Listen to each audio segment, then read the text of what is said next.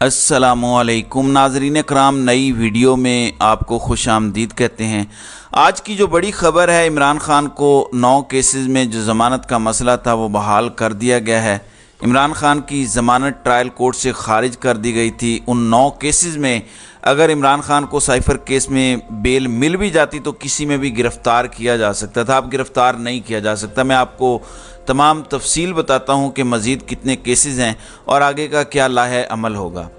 नाज़रीन इकराम, ये ऐसे भोंडे केसेस हैं जिसमें कोई दफ़ा 144 की खिलाफ वर्जी है, कोई इमरान खान घर बैठा था तो दहशतगर्दी का केस बना दिया। इस तरह के केसेस हैं। इमरान खान की ज़मानतें अदम पैरवी या अदम हाज़िरी की बुनियाद पर ख़ारिज कर दी गई थी। हालांकि इमरान खान जेल में हैं, बुलाओ उन्हें हाज़िरी करवाओ, केस सुनो, लेकिन ऐसा नहीं हुआ। तो अब इस्लामाबाद हाई कोर्ट ने हफ्तों से महफूज किया गया फ़ैसला सुनाया है। आमिर फ़ारूक हमेशा तब फैसला सुनाते हैं जब अगला केस तैयार होता है। इसके हवाले से भी मैं आपको बताता हूं कि साइफ़र का मामला किस तरफ जा रहा है। 9 केसेस में ज़मानत बहाल होना और ट्रायल कोर्ट को कहा जाना कि अब आप ये सुन के फ़ैसला दें। यानी पहले ट्रायल कोर्ट ने कहा कि अदम पैरवी की बुनियाद पर ख़ारिज कर रहे हैं, अब सुन के फ़ैसला देना पड़ेगा, यानी मेरिट पर फ़ैसला करना पड़ेगा। इससे जुड़े क्योंकि मज़ीद भी ऐसे केसेस हैं जिसमें इमरान खान की ज़मानत अदम पैरवी की बुनियाद पर ख़ारिज हुई, जिसमें ख़ास तौर पर 2 नैब के केसेस हैं। अब क्योंकि एक प्रेसिडेंट सेट हो गया है, अदालत एक फ़ैसला ऐसे केस में दे देती है तो फिर उसी को फॉलो किया जाता है।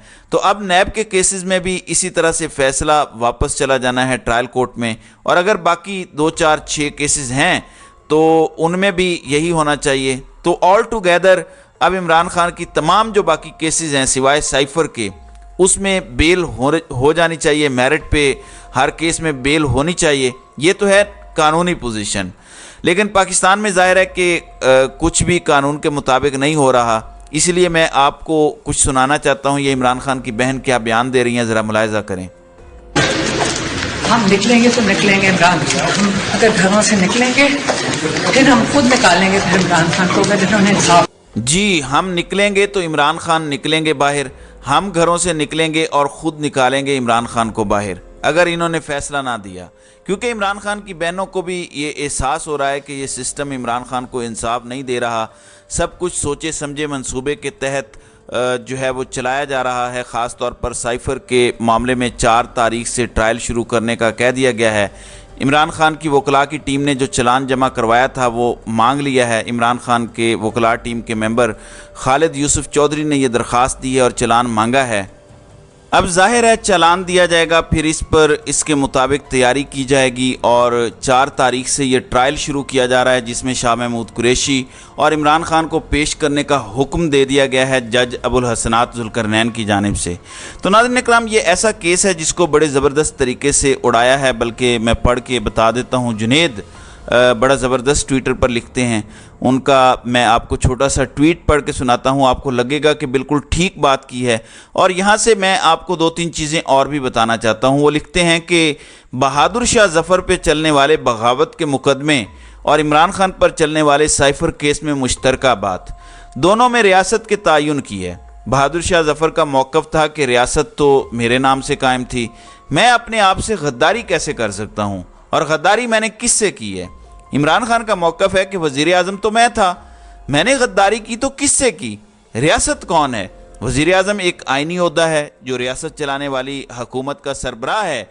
उस ओहदे पर बराजुमान फ़र्द और उसकी बनाई गई काबीना को आइन ये इख्तियार देता है कि वो कौमी मफाद का फ़ैसला करे, जैसे जंग, दाखिला पॉलिसी, खारजा पॉलिसी, मुआशी पॉलिसी वगैरह।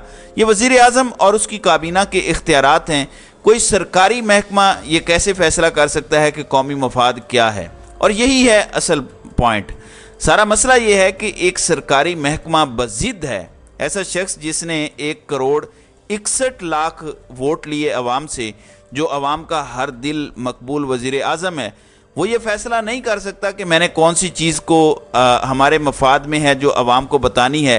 केस टोटल ये है कि तुमने डोनाल्ड लू के बारे में सब कुछ अवाम को क्यों बताया। ये टोटल केस है साइफ़र का। और इसके अलावा कहा जा रहा है कि कॉपी आपसे गुम हो गई है, ऑडियो खुद रिलीज़ करते हैं अकल के अंधे, और उसमें खुद सुना जा सकता है कि इमरान खान आज़म खान से बात कर रहे हैं कि यार कैसे ले गए, वो कैसे गायब कर दी उन्होंने। اب انہوں نے کون ہے یہ بچہ جانتا ہے پاکستان میں، کسی سے پوچھیں، کسی چوک چوراہے پر کھڑے ہو کر. تو یہ ہے ٹوٹل کیس کے ایک پیپر کا کاغذ کا ٹکڑا جو ہے وہ کیسے گم ہو گیا، جو کہ ایک سمپل پیپر کا ٹکڑا ہے. اصل سائفر تو وزارت خارجہ میں موجود ہے. اس کی جو سوچ جو اس کی ایک سمری تیار کی جاتی ہے وہ خود لکھی جاتی ہے، یہیں ٹائپ کی جاتی ہے، یہیں پرنٹ کی جاتی ہے، فوٹو کاپیاں ہوتی ہیں. وہ ایک پیپر کا ٹکڑا کہیں گم ہو گیا سائفر تو ویسے ہی پبلک ہو چکا ہے. اب تو انٹرسیپٹ نے بھی بتا دیا کہ ہمیں فوج کے اندر سے ہی کسی نے یہ سائفر دے دیا ہے. پیچھے کیس کیا بچتا ہے آپ مجھے بتائیں؟ یا تو ہوتا کہ کوئی غداری ہو گئی، کوئی ایٹمی راز بک گئے، کوئی انڈیا سے جنگ کرنے کے لیے ہم نے پلان تیار کر رکھا ہے وہ بک گیا. کیا ایسا نکل گیا یا کسی نے بیچ دیا جس پر آپ کہہ رہے ہیں کہ غداری ہوئی؟ تو یہ ہے سارا معاملہ. یہ تعین نہیں ہو پا رہا کہ فیصلے کون کرے گا، 22 گریڈ کا ایک افسر یا عوام کے ووٹوں سے آیا ہوا وزیر اعظم. یہ ہے سارا کیس. اب ناظرین اکرام ذرا ترتیب ساری سمجھ لیں. کوشش ان کی یہ ہے کہ عمران خان کو ڈرائیں دھمکائیں، تمہیں 14 سال سزا دے دیں گے، سزائے موت دے دیں گے، یہ کر دیں گے، وہ کر دیں گے، تاکہ عمران خان ٹوٹ جائے. لیکن ایک بڑی زبردست بات لکھی ہے، پھر میں آپ کو جنید کی ہی ٹویٹ پڑھ کے سنانا چاہتا ہوں. میں آپ کو اپنے الفاظ میں بھی ایکسپلین کر سکتا ہوں، لیکن کیونکہ بہت اچھے الفاظ کا استعمال کیا گیا تو میں چاہتا ہوں کہ میں آپ کو انہی کے الفاظ میں یہ بات سناؤں. اس سے آپ کو حوصلہ بھی ملے گا. پاکستان فتح کے بالکل قریب ہے. ہم اس ریاست پر قابض ٹولے کو جولائی 2022 سے مسلسل انتخابی میدان میں شکست دیتے چلے آ رہے ہیں. عمران خان کو جیل سے نکال کر اقتدار کی مسند پر صرف ہم عوام کے ووٹ کی پرچی براجمان کر سکتی ہے. نا امیدی کو قریب بھی نہ پھٹکنے دیں اپنے، اور صبر کے ساتھ الیکشن کے دن کا انتظار کریں. پاکستان چلانے والے تمام متحرک طبقات تحریک انصاف کے سپورٹرز ہیں، اور یہ بات آپ نے سمجھنی ہے. آپ سب اتحاد قائم کریں. ڈاکٹرز مریضوں کو ووٹ دینے پر قائل کریں، اساتذہ اپنے شاگردوں کو قائل کریں، وکیل اپنے کلائنٹس کو قائل کریں، کاروباری حضرات اپنے ملازمین کو قائل کریں، کارپوریٹ شعبے میں بڑے افسران اپنے ماتحتوں کو. اور باقی وہ کہتے ہیں کہ تحریک انصاف کے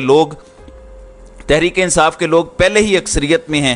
ووٹ والا دن تحریک انصاف کا ہوگا. اس دن 5 کروڑ ووٹر باہر ہوگا اور وردی میں صرف 10 لاکھ لوگ باہر ہوں گے. ہم سب پر امید رہے اور ووٹ کی طاقت پر یقین رکھا تو الیکشن کے دن دوپہر 12 بجے تک تمام منظرنامہ تبدیل ہو چکا ہوگا.